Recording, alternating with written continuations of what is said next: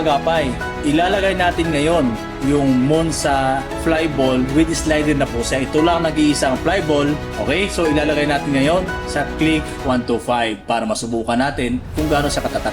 At ngayon, bubuksan na natin yung crankcase cover para ilagay natin yung Monza flyball. After ng crankcase cover, kakalasin natin ang kanyang pulley para i-install natin ng maayos yung ating nag-iisang Monza flyball with slider.